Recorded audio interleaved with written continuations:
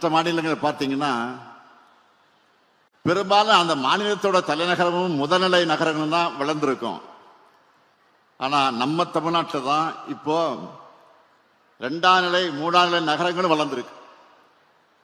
சாலைகள், பாலங்கள், போக்குவரத்து, குடிநீர் வசதின்னு உட்கட்டமைப்பு வசதிகளை பெற்றிருக்கு. நகரங்கள், பேருந்துகள் மட்டும் இல்ல, கிராமங்களும் வளர்ந்துருக்கு. இது எல்லாத்துக்கும் மேல சமூக நீதி அரசை நாம நடத்திக்கிட்டு இருக்கோம். ஆதி திராவிடர்கள், மிகவும் பிற்படுத்தப்பட்ட மக்கள், சிறுபான்மை மக்கள், மாற்றுத்திறனாளிகள், திருநங்கையர், விளிம்புநிலை மக்கள் எல்லாருக்கும் பார்த்து பார்த்து நம்ம செஞ்சுக்கிட்டு இருக்கிறோம். அதுவும் எல்லாத்தையும் எந்த சூழல்ல நம்ம இதை சாதிச்சு காட்டியிருக்கிறோம். நம்ம ஆட்சி பொறுப்புக்கு வந்தப்போ கொரோனா என்ற கொடுமையான பாதிப்பு உச்சத்தில் இருந்துச்சு. நல்லது எதுக்குமே ஒத்துழைக்காத, தமிழ்நாட்டுக்கு தமிழர்களுக்கு எதிராக மட்டுமே சிந்திச்சு செயல்படக்கூடிய பாஜக அரசு தொடர்ந்து ஒன்றிய அரசில் இருக்கு. ஆட்சி பொறுப்பில் இருந்தப்போ தமிழ்நாட்டு உரிமைகளை எல்லாம் ஆமாசாமி போட்டு அடகு வச்ச அதிமுக இப்போ எதிர்கட்சி ஆனதுக்கு பிறகு உண்மைக்கு புறம்பான போலி செய்திகள் எல்லாம் உருவாக்கி அவதூறு செஞ்சுக்கிட்டு இருக்கிறாங்க, பரப்பிட்டு இருக்கிறாங்க. தமிழ்நாட்டுக்கும் ஒன்றிய அரசுக்கும் பாலமா இருக்க வேண்டிய கவர்னர், ஆளுநர் என்கிற அந்த பொறுப்பில் இருக்கக்கூடியவர் என்ன பண்றாருன்னா உங்களுக்கே தெரியும். உங்களுடைய எண்ணங்களை பிரதிபலிச்சு சட்டமன்றத்தில் நாம் நிறைவேற்றக்கூடிய சட்டங்களுக்கு முட்டைக்கடை போடுறத தன்னுடைய முதல் வேலைன்னு ஆளுநர் செயல்படுறார். இத்தனையை மீறி மக்களான நீங்க எங்க கூட இருக்கிற காரணத்தால்தான் 2021 கொடுத்த 505 வாக்குறுதிகளை 404 வாக்குறுதிகளை நிறைவேற்றி இருக்கிறோம். இந்த சாதனையை செஞ்சது திராவிட மாடல். ஒன்றிய அரசு நிதியை தர மறுத்தும் புறக்கணிச்சும் அவங்க வெளியிடக்கூடிய புள்ளி விவரங்கள் எல்லாம் தவிர்க்க முடியாத அளவுக்கு முதலிடத்தில் இருக்க சாதனை செஞ்சது நம்ம திராவிட மாடல் அரசு. தமிழ்நாட்டோட கஜானாவை சுரண்டின கடந்த கால அதிமுக ஆட்சியாளர்கள் மக்களால் விரட்டியடிக்கப்பட்ட பின்னர் என்னென்னலாம் சொன்னாங்க. நாம மகளிருக்கான உரிமை தொகையை கொடுக்க மாட்டோம்னு சொன்னாங்க. ஆனா அதை நிரூபிச்சு காட்டியிருக்கோம், செஞ்சு கொடுத்துருக்கிறோம், செஞ்சுக்கிட்டு இருக்கோம். 1,31,00,000 மகளிருக்கு மாதந்தோறும் 1000 ரூபாய் அக்கௌண்ட்ல இன்னைக்கு போடப்பட்டு கொண்டிருக்கிறது. அடுத்து என்ன சொன்னாங்க? போக்குவரத்து துறை நஷ்டத்தில் இயங்குது, இதுல எங்க இலவச பயணம் கொடுக்க போறாங்கன்னு சொன்னாங்க. நான் ஆட்சி பொறுப்புக்கு வந்த மறுநாள பெண்கள் எல்லாரும் நகர பேருந்துகளை விடிய பயணம் செய்ய முதல் கோப்புல முதல் கையெழுத்து போட்டவன் தான் இந்த ஸ்டாலின். சொன்னதை மட்டும் இல்ல, மக்களுக்கு தேவை அப்படின்னு தோணுச்சுன்னா அது நல்லதா இருந்தாலும் செஞ்சுக்கிட்டு இருக்கிறோம். தினமும் காலையில 21 லட்சம் குழந்தைகள் வயிறார சாப்பிடுற காலை உணவு திட்டம் தேர்தல் வாக்குறுதியில சொன்ன திட்டமா? 48 லட்சம் மாணவ மாணவிகளுக்கு திறன் மேம்பாட்டு பயிற்சி அளித்திருக்கக்கூடிய நான் முதல்வன் திட்டம் தேர்தல் வாக்குறுதியில சொன்ன திட்டமா? இல்லையே. ஆனா இதெல்லாம் தமிழ்நாட்டுக்கு தேவை, நம்ம தமிழ்நாட்டுக்கு தேவை, நம்ம பிள்ளைகளுக்கு தேவைன்னு அதை கொண்டு வந்தோம். நாளைக்கு நம்ம பிள்ளைகள் வளர்ந்து மாணவர்களாக படிச்சு பெரிய பெரிய வேலைகளில் போய் உட்காரும் போது இந்த திட்டங்களை செயல்படுத்தினதுக்காக நம்ம திராவிட மாடல் அரசை பாராட்டுவாங்க. இன்னும் சொல்றேன், அதிமுக ஆட்சி காலத்தில் தமிழ்நாட்டுக்கு வரணும்னு சொன்னால பல தொழில் நிறுவனங்கள் பின்னங்கால் பிடரில் அடிபட்டு தலை தெறிக்க ஓடுனாங்க.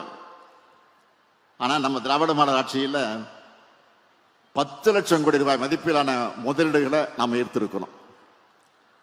ரெக்கார்ட் பண்ணா ரெக்கார்டை பிரேக் பண்ண முடியாத அளவுக்கு பண்ணணும். இதுதான் என் பாலிசி. இன்னும் கூட சொல்றேன், 2 லட்சம் விவசாயிகளுக்கு இலவச மின் இணைப்பு, 4000 கோயில்களுக்கு குடமுழுக்கு, 8000 கோடி ரூபாய்க்கு மேலான கோயில்களின் சொத்துக்களை மீட்டிருக்கோம். அரசு ஊழியர்களுடைய 22 ஆண்டு கால கோரிக்கையான பென்ஷன் திட்டம் கடந்த 4 ஆண்டுகள்ல ஒவ்வொரு மாவட்டத்துக்கும் 2 முறை 3 முறை நாம் பயணம் செஞ்சு அரசு விழாக்கள் மூலமாக 40 லட்சத்துக்கும் அதிகமானதுக்கு நலத்திட்ட உதவிகளை வழங்கி இருக்கிறேன். இப்போ கூட இந்த பொங்கல் மகிழ்ச்சி பொங்கலா இருக்கணும், அதற்காகத்தான் பொங்கல் பரிசா 3000 ரூபாய் தரோம். இப்படி உங்க தேவைகளை உணர்ந்து நல்ல பல திட்டங்களை செஞ்சிட்டு இருக்கக்கூடிய உங்க திராவிட மாடல் அரசு கிட்ட உங்களுடைய கனவுகளை நீங்களே சொல்லணும்னு உருவாக்கி இருக்கக்கூடியதுதான் இந்த உங்க கனவை சொல்லுங்க திட்டம். இன்னையிலிருந்து 30 நாட்களுக்கு நல்லா கவனிச்சுக்கீங்க. இன்னையிலிருந்து 30 நாட்களுக்கு தமிழ்நாட்டில் இருக்கக்கூடிய எல்லா குடும்பங்களையும் எங்க டீம், அரசின் சார்பில் தன்னார்வர்கள் நியமிக்கப்படுறாங்கல்ல, அந்த டீமை வந்து உங்களை சந்திப்பாங்க. அவங்க கிட்ட உங்க கனவுகளை சொல்லுங்க. அதையெல்லாம் அவங்க டிஜிட்டல் முறையில் பதிவு செஞ்சுப்பாங்க.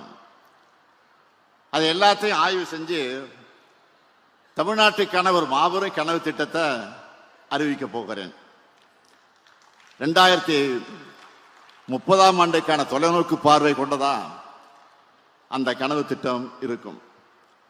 நான் உறுதியா சொல்றேன், இந்த கனவுகளை எல்லாம் நான் நிறைவேற்றி காட்டுறப்போ கிராமப்புற உள்கட்டமைப்புகள், நகரப்புற உள்கட்டமைப்புகள், மொழி மற்றும் பண்பாடு வெற்றிகள், கல்வி மற்றும் திறன் மேம்பாடுகள், சமூக வளர்ச்சி, விவசாயம் மற்றும் மீன்பிடி தொழில், வேலைவாய்ப்பு மற்றும் தொழிற்சாலைகள் ஆகிய 7 துறைகள்ல தன்னிறைவு பெற்ற தமிழ்நாடா நம்முடைய மாநிலம் வளர்ந்திருக்கும்.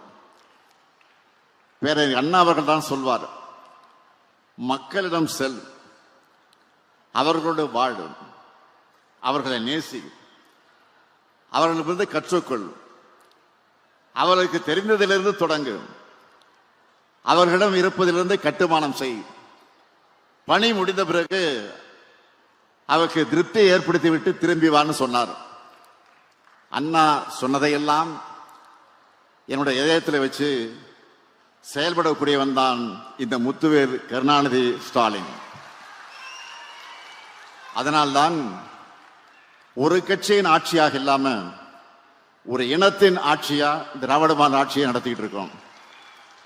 ஆட்சி என்பது முதலமைச்சரான என்னுடைய கனவுகளை மட்டுமல்ல, வாக்களிச்ச வாக்களிக்காத உங்க எல்லாருடைய கனவுகளை நிறைவேற்றுகிற கருவி.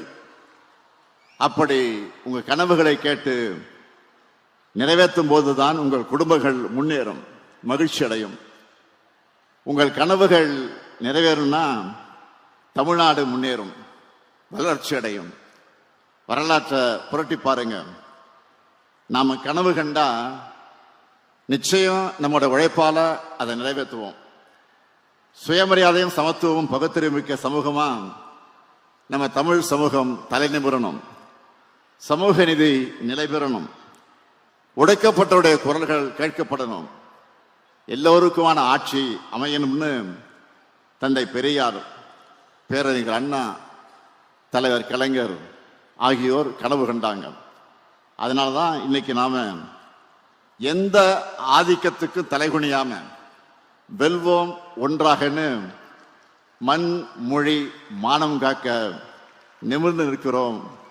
நாடே திரும்பி பார்க்கிற நம்பர் 1 மாநிலமாக இருக்கிறோம். இப்போ நாம் அடுத்த கட்ட கனவை காண வேண்டிய நேரம். உறுதியா சொல்றேன், உங்க கனவுகளை நான் நிறைவேற்றுவேன். உங்கள் கோரிக்கைகளை நான் திட்டங்களாக உருவாக்கி தருவேன். உங்க எண்ணங்களுக்கு உருவம் கொடுப்பேன். நம்மோட தமிழ்நாட்டை தலை சிறந்த மாநிலமாக உயர்த்துவேன். இதுதான் இந்த முத்துவேல் கருணாநிதி ஸ்டாலின் 2026 தேர்தலுக்கு தரக்கூடிய வாக்குறுதி நம்முடைய கனவு நனவாகும். தமிழ்நாடு வெல்லும் வெல்லும் வெல்லும்.